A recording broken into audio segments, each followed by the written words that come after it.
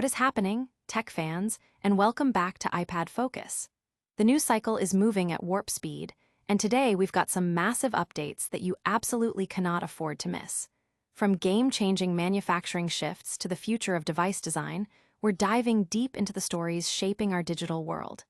Get ready for some mind-blowing revelations that will have you rethinking everything you thought you knew about your favorite tech.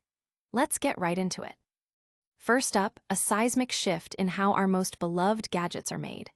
We're talking about a complete overhaul of production lines that could redefine efficiency and global manufacturing as we know it.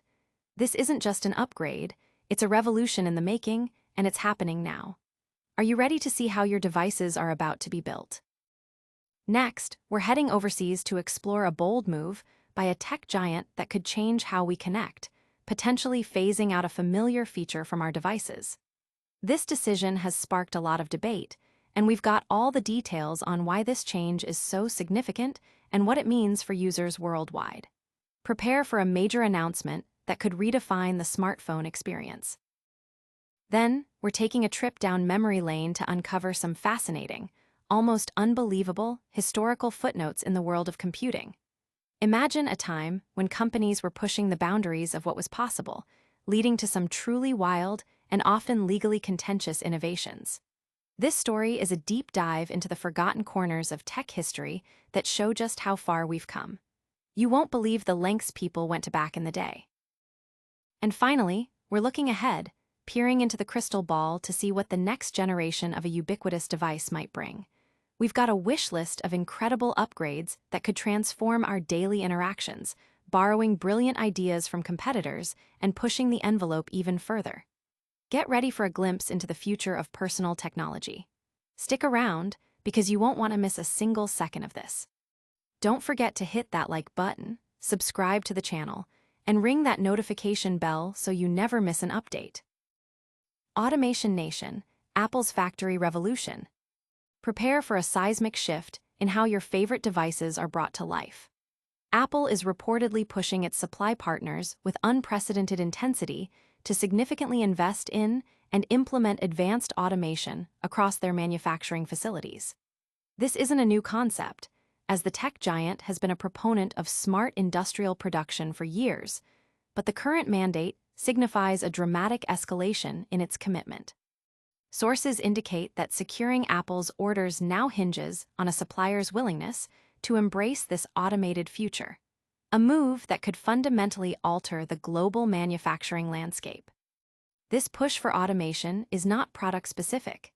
It's a company-wide strategy aimed at optimizing production across all Apple lines. While the initial investment for suppliers may be substantial, the long-term benefits are projected to include enhanced manufacturing efficiency and reduced production costs, largely driven by a decreased reliance on human labor for assembly. This aligns with Apple's broader strategy to diversify its manufacturing base and potentially disentangle its supply chains from over-reliance on China. Evidence of this strategic pivot has been mounting, with reports last year highlighting Apple's aggressive aims to have the number of workers needed for final iPhone assembly. Early signs of this transformation are already visible, with some roles experiencing headcount reductions of up to 30%.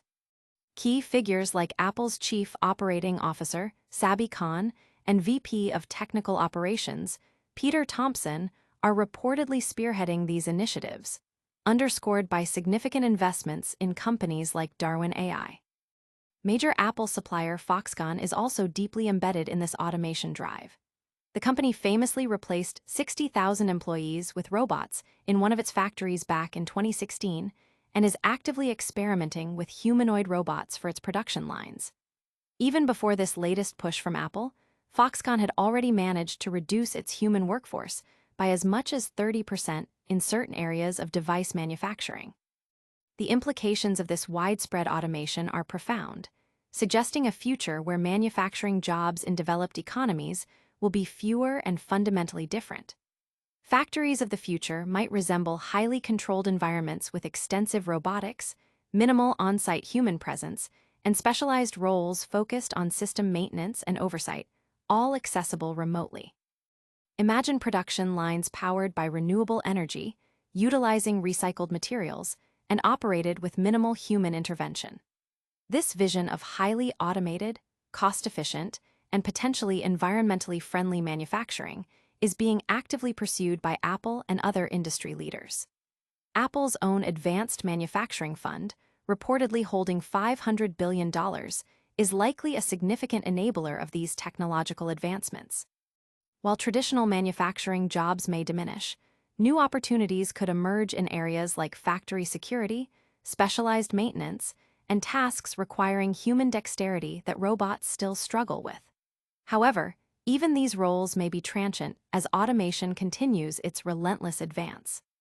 This transformation raises questions about the future of work and the skills required to thrive in an increasingly automated world. As technology evolves, so too must our understanding of manufacturing and its impact on the global economy. Hold onto your hats, because the next big story is going to change how you connect with your devices forever. Get ready for a potential game changer in the smartphone world that could leave a familiar slot behind. The end of the SIM, Apple's global shift confirmed. Prepare for a significant evolution in smartphone connectivity, as reports suggest Apple is poised to eliminate the physical SIM card slot from its iPhone lineup in markets beyond the United States.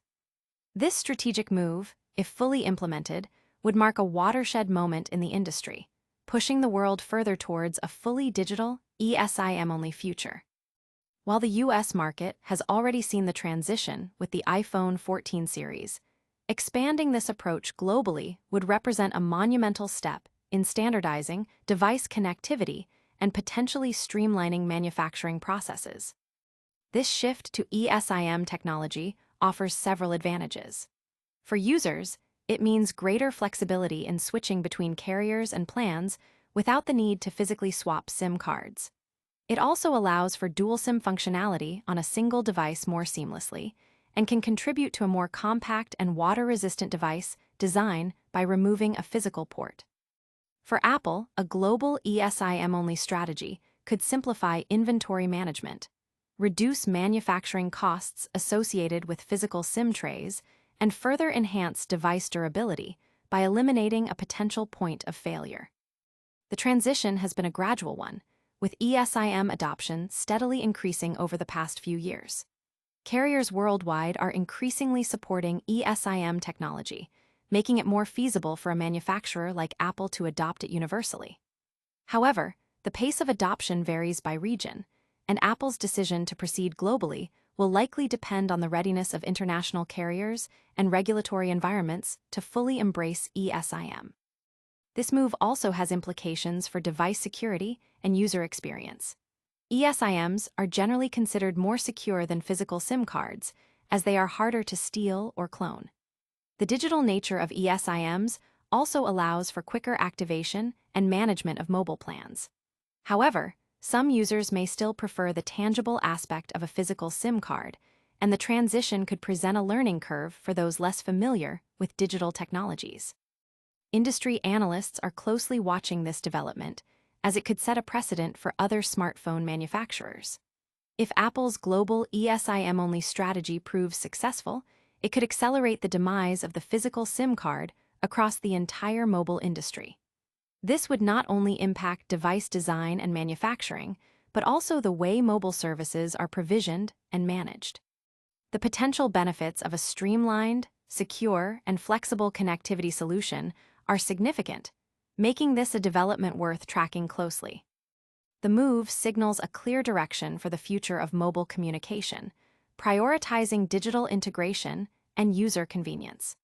As technology continues to advance, the elimination of physical components like the SIM card slot is a logical progression, paving the way for even more innovative device designs and functionalities in the years to come.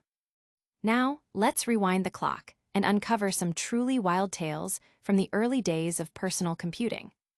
Get ready for a story about Mac clones that will make you question everything you thought you knew about Apple's past. The Mac clone saga, Apple's wild ride with unauthorized hardware.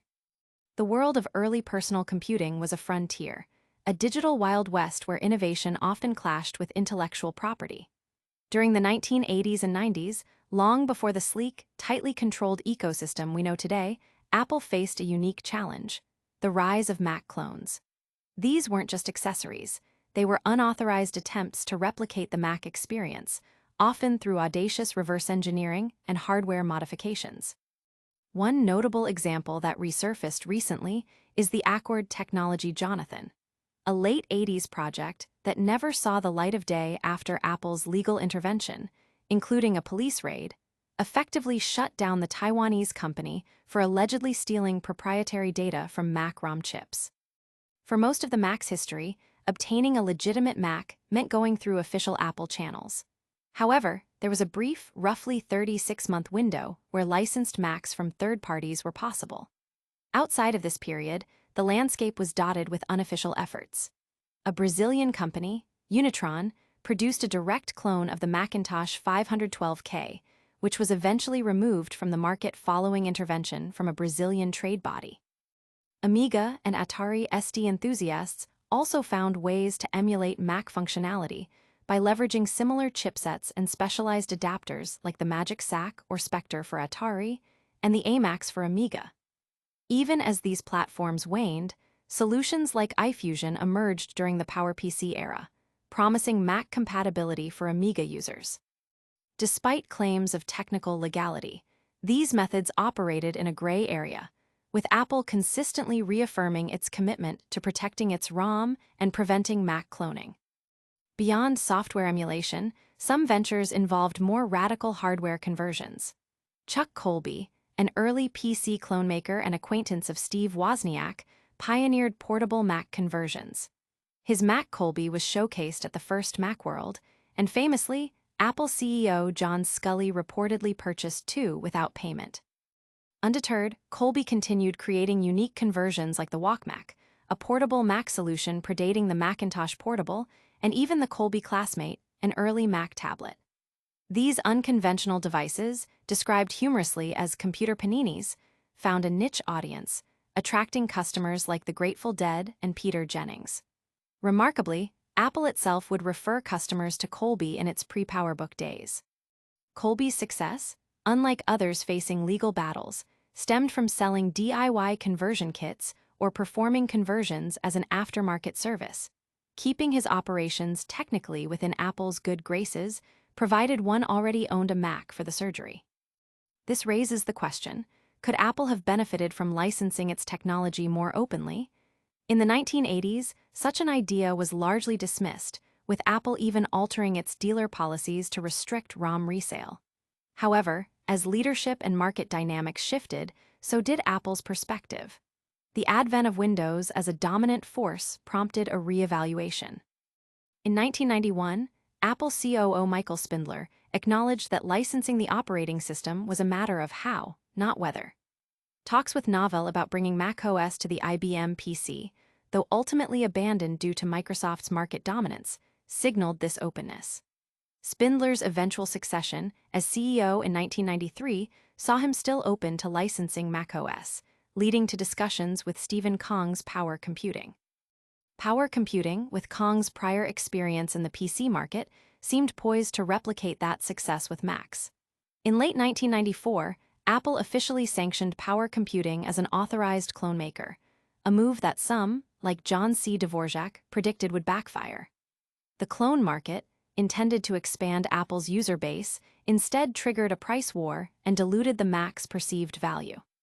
With Apple offering nearly 50 distinct models in 1995, the clone market, characterized by less expensive beige boxes, directly competed with and undermined Apple's own diverse lineup. The arrival of Windows 95 further complicated matters, demanding a competitor capable of challenging major PC manufacturers, a role the cut-rate Macs couldn't fulfill. Steve Jobs' return marked a turning point. His return saw a decisive move to reclaim control, leading to a contentious dispute with Motorola over processor development and cloning rights, ultimately resulting in Motorola ceasing Mac cloning. Power Computing, despite significant revenue, faced a new licensing deal that proved untenable, leading to its eventual sale of assets to Apple.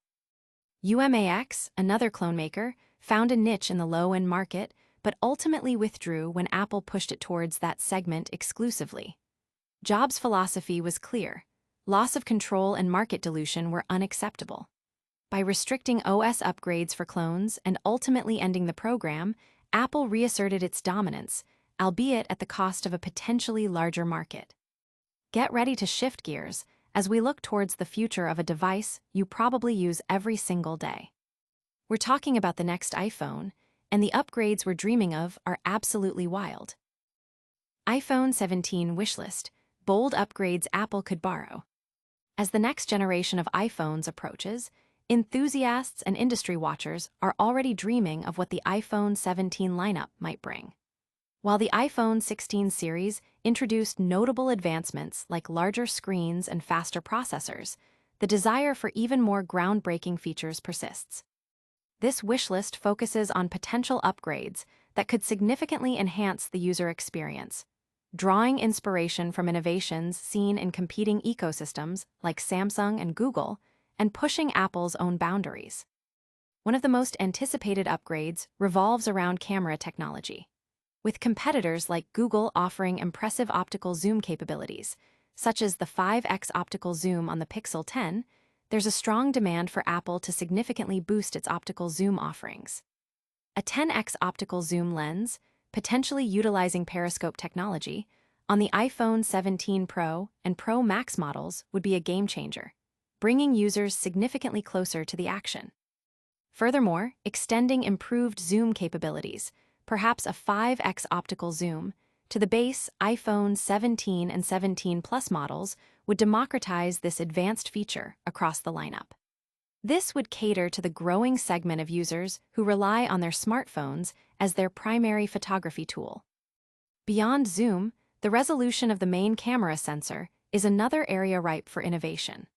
While Apple's current 48MP sensors and photonic engine deliver excellent image quality, the advent of 200MP sensors in smartphones, as seen in some Samsung Galaxy devices, offers a tantalizing glimpse of what's possible. Integrating a 200MP sensor could provide even greater detail and flexibility in image capture, especially when combined with Apple's sophisticated image processing. This would allow prosumer photographers to achieve unparalleled levels of detail and quality, potentially surpassing current benchmarks. Durability is another perennial concern for smartphone users. Despite advancements like Corning's ceramic shield, iPhone screens remain susceptible to scratches. The desire for a truly scratch-proof or significantly more resilient display is high. Exploring new materials, perhaps leveraging research into flexible screen technology, could lead to a breakthrough in screen protection. A stronger, more scratch and break-resistant display would reduce the reliance on third-party screen protectors and cases, offering a cleaner aesthetic and greater peace of mind. Design-wise, the elimination of the camera bump is a highly sought-after improvement. A perfectly flat back panel on the iPhone 17 would represent a significant aesthetic and ergonomic advancement. While completely re-engineering the camera system to eliminate the need for depth might be challenging, alternative approaches could involve making the phones slightly thicker to accommodate the camera components flush with the body. This trade-off for a sleeker profile and potentially larger battery capacity could be a welcome compromise for many users. Battery life remains a critical factor for smartphone users. With current iPhones offering respectable but often insufficient battery performance for heavy users, the implementation of next-generation battery technology is essential. The adoption of silicon carbon-infused batteries could dramatically improve battery life, potentially enabling 2-day usage on a single charge. Even with some degradation over time, such technology could still offer a significant improvement over current lithium-ion capabilities. Finally, the user interface, specifically the dynamic island, could benefit from refinement. While the information provided by the dynamic island is valuable, its visual presence can be intrusive. Options for a more discreet integration, such as a pixel overlay that hides the cutouts when not in use, or simply shrinking the dynamic island's footprint, would enhance the full-screen experience. The potential removal of Face ID in favor of an under-display fingerprint sensor could also simplify the front design, leaving only a small punch hole for the selfie camera. These proposed upgrades reflect a desire for iPhones that are not only powerful, but also more durable, aesthetically pleasing, and longer lasting, incorporating the best of what the competitive landscape has to offer. And that wraps up our deep dives into the latest tech news. But before you go, we've got a quick recap and a crucial call to action for you. That's a wrap on today's incredible tech updates. We saw Apple pushing for full factory automation, potentially changing how your devices are made forever. Then, we explored the possibility of the iPhone going eSIM-only globally, a massive shift in connectivity. We also took a fascinating trip back to the era of Mac clones and uncovered some wild stories from Apple's past. Finally, we dreamed up some amazing upgrades we'd love to see in the iPhone 17, borrowing the best ideas from the competition. If you found this information valuable, do us a huge favor.